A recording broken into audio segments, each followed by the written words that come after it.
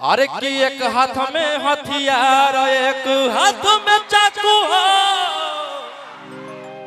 अजय तना से रवा साथे सब यारा के डाकू हो।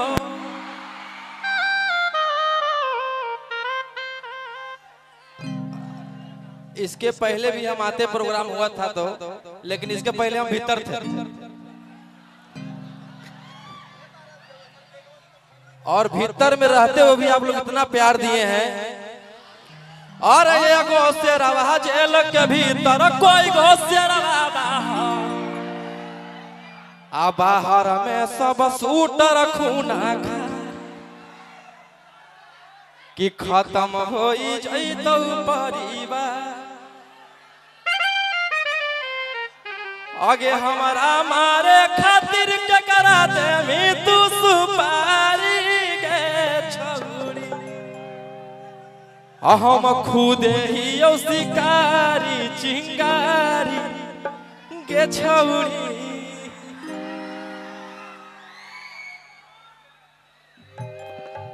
करीबन भीतर में मैं 10 मंथ रहा और आप लोग भीतर में रहते हुए भी इतना प्यार दिए हैं। सारे गाने ब्लॉकबस्टर हैं। गा ले बेटा हाँ हाँ। और आज अरुण चाचा के पिताजी भुवनेश्वर चाचा के पुण्यतिथि में आए हैं। बहुत अच्छा लग रहा है। बहुत सारे कलाकार आए हुए हैं यहाँ पे।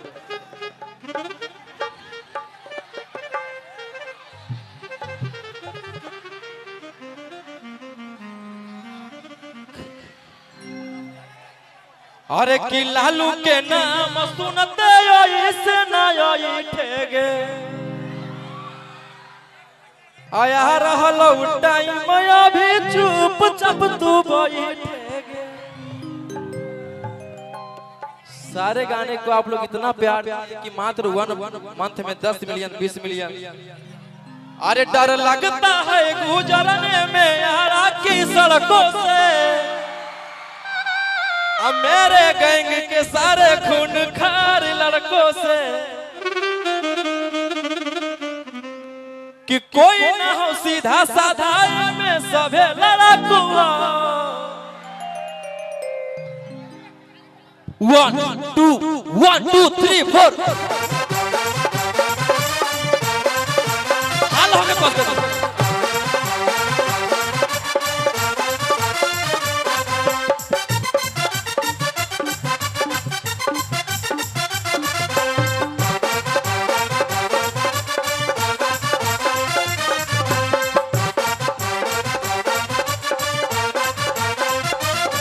डर लगता है गुजरने में पटना की सड़कों से मेरे गैंग के सारे खून खार लड़कों से।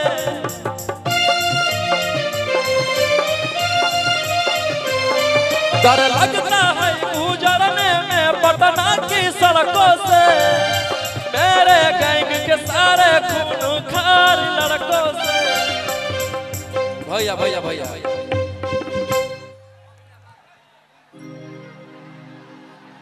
चाचा का ये प्यार है। 100 रुपया गांधी जी आए हैं कहने के रखो बाबू। अरे कि कोई ना हो सीधा साधा में सभे लड़ाकू हो। 1 मिलियन फॉलोवर इधर से हटवाइए लोग जो गिरेगा तुरंत। Love you love you love you. इधर से हटवाइए तुरंत गिरेगा सब। अभी के डेट में सब अपने आप के बुझाता कि कोई ना हो सीधा साधा में सभे लड़ाकू हो कि एक हाथ में हथियार एक हाथ में चाकू हो अजय तना से रवा साथे सब यारा के डाकू।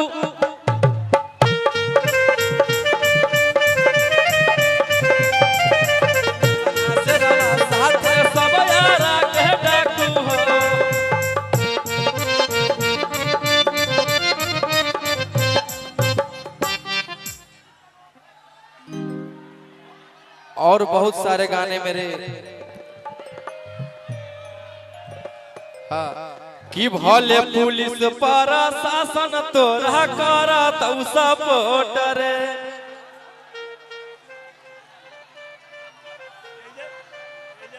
कि छोड़ब नहीं कबो तोरा देले बिना चोट रे। भैया कहावत है कि जेकर नाम ना बिगड़ियो कर लोग का बिगाड़ी। कोई उसको बता दिया कि पोक्सो लगा, पोक्सो में बेल नहीं होता है, भीतरे रह जाएगा। धारा 376 लगाओ, पोक्सो लगाओ, कोई नहीं, करियर खत्म हो जाएगा। लेकिन कुछ ना चलता कि भले पुलिस पर शासन तोरा करत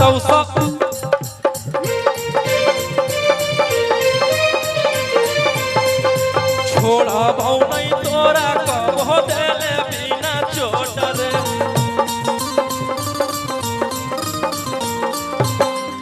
हेलो कि भले पुलिस पर शासन तोरा करत सपोर्ट,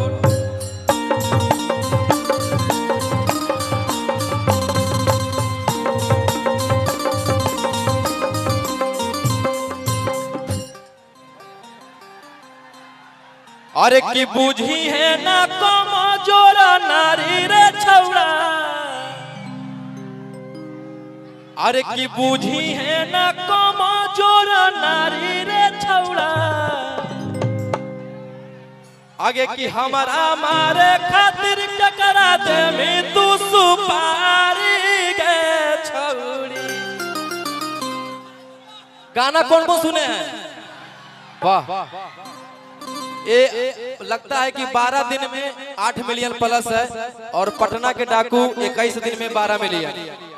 इतना प्यार कहाँ किसी को मिलता है। अरे की बूझी है ना कमजोर, हम समझ रहे हैं कि आप लोग ये करने बोल रहे हैं।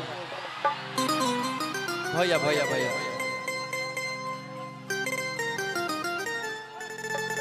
एक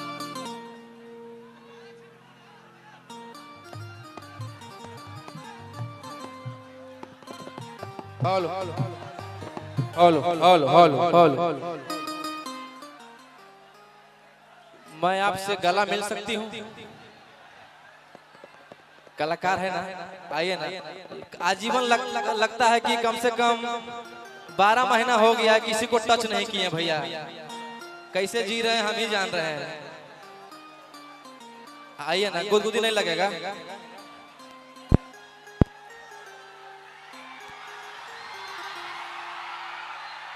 सुकून भैया, 12 महीना बाद किसी को ऐसे हम पकड़ रहे हैं।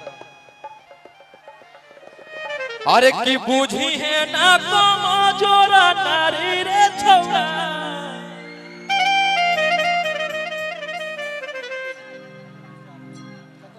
हेलो भैया इतना इतना लोड दीजिएगा तो गिर जाएगा भैया। आप लोग खाली करवाइए ना भैया, खाली करवाइए, इतना बहुत ज्यादा है ना। सारा ठीक है भैया, आप लोग नीचे उतर जाइए भैया, स्टेज पर गिर जाए भैया। भैया इधर से इतना इतना वजन दीजिएगा तो कहाँ जाएगा। आप लोग खाली करवाइए विशाल भैया।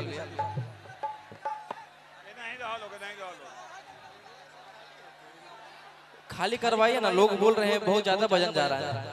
अरे की बूझी है ना कमजोर नारी रे छौड़ा, उतने में आप लोग का भाई बोलता है आगे हमारा मारे खातिर के करा दे में तू सुपारी गे छौड़ा। हम खुद ही यो शिकारी चिंगारी के छौड़ी।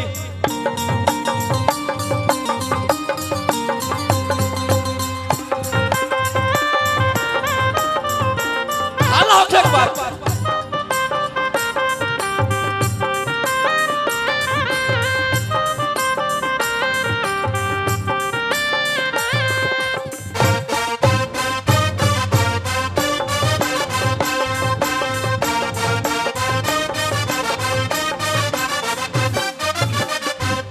कि जब ले जाई तो नहीं गोली तोरा भेजावा में कि ठंडा कमीला तो नहीं हमारा करे जावा में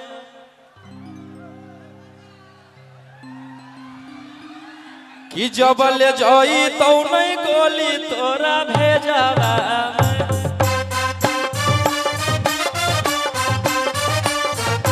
ठंडा कमीला तो नहीं हमारा करे जावा में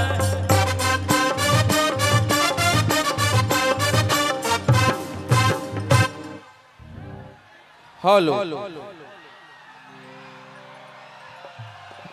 हाँ एक बार जितने लोग के पास फोन है सारे एक बार फ्लश जलाएंगे सब कोई फ्लश पर लेकर फ्लश अरे कि ठंडा कमीला तो नहीं हमारा करे जावा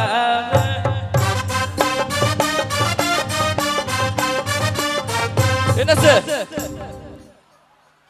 उतने में आप लोग का भाई बोलता है ये धरती पर पैदा ऐसा लेला कौनैला ये धरती पर पैदा ऐसा लेला कौनैला राजा रौशन रोहिया के जे उखाड़ पैतौ बाल कि राजा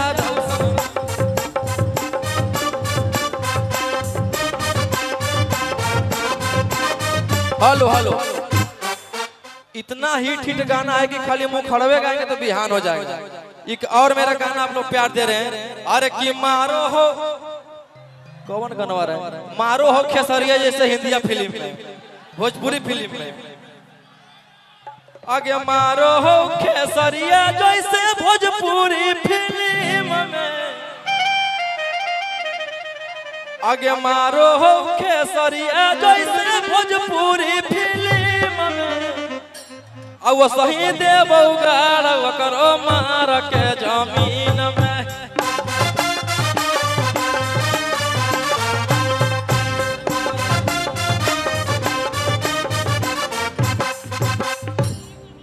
और सबसे बड़ा गाना जब हम जेल में थे तो उस समय आप लोग एक मंथ में 100 मिलियन किए हैं। ओ मेरे ढोल सजना तू अब हार गया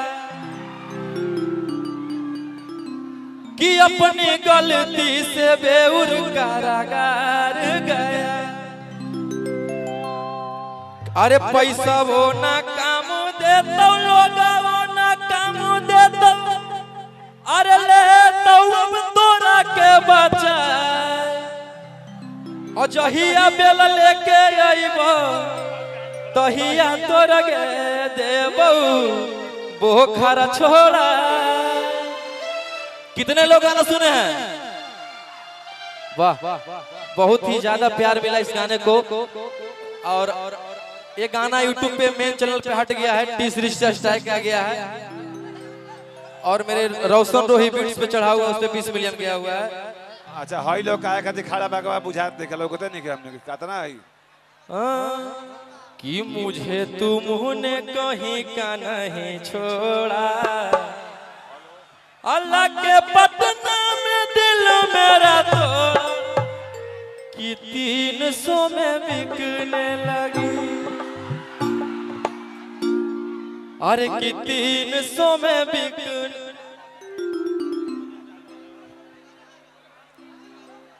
हेलो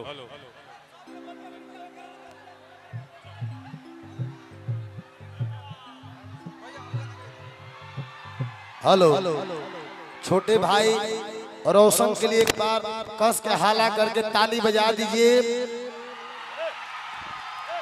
आयरन देवी मैया का आशीर्वाद है और ये आरा की मिट्टी मगह के मिट्टी के लड़के को भी इतना प्यार दे रही है। सबसे बड़ी बात यही है कि मगही गीतों से आपके दिल पर राज करते हैं। और कुछ कहना है क्या? सबसे मुकेश भैया सबसे बड़ी बात है कि मगह का गाना इधर नहीं बजता था कुछ दिनों पहले। अरे बाबू तुम लोग करंट मार मगह ही गाना इधर नहीं बजता था भैया, लेकिन जब से मेरा आया है अरे की बारा जो बह बजल तो जंप मारो है अब पेलंग पर सूता के पियावा पंप मारो है तब से भैया पूरा मगही अरे की जवन चीजा पर करो ही उ 300 में कहा अरे राजा कसन तो बहुत बड़ी बात है कि हम बहुत सारे मगही में हिट गाना दिए और सारे यूपी बिहार सब जगह पे बज रहा है गाना उनका मगही में और अच्छा लगता है। पहले जे स्टेज पर खड़ा रहा सब कोई बैठ जाओ। में बिकने लगी मैं तो कि 300 में बिकने लगी। पहले जो आदमी स्टेज पर खड़ा है और मेरे बड़े भैया विशाल गगन भैया आ गए हैं। भैया एक मिनट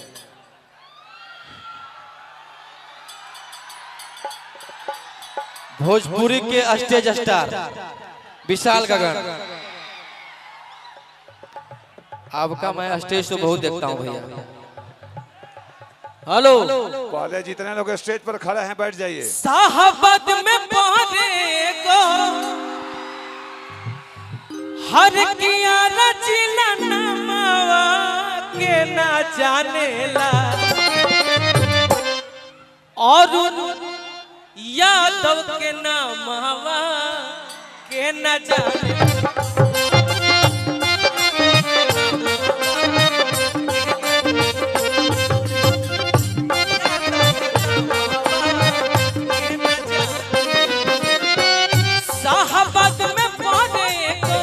साहबत में पौधे को आरजिल नमवा के ना जानेला। साहबत में पौधे को आरजिल नमवा के ना जानेला। दीपू रानावत भैया कहाँ बनी? दीपू रानावत भैया एक सेकंड। दीपू रानावत भैया कहाँ है? दीपू रानावत भैया कहाँ है? दीपू रानावत जी, दीपू रानावत जी, अरे कहाँ कोई लोग मर दे? साहबत में पौधे को आरजिल नमवा के ना जानेला। साहबत में पौधे को आरजिल नमवा के ना जानेला। अरे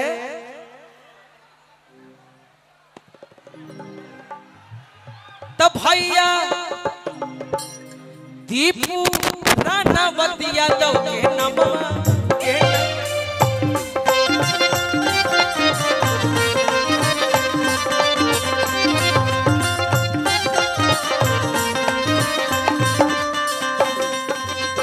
साहबत में पौधे को साहबत में पौधे को आरजिल नमवा के ना जाने। साहबत में पौधे को आरजिल नमवा के ना जाने। दीपू रानावत यादव के नमवा। दीपू रानावत यादव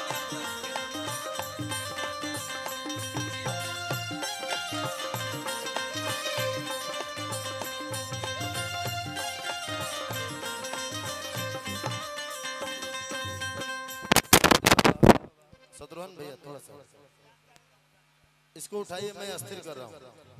थोड़ा आप लोग बैठ जाइए, भाई थोड़ा स्टेज थोड़ा पर बैठ जाना इधर। बहुत लोग खड़े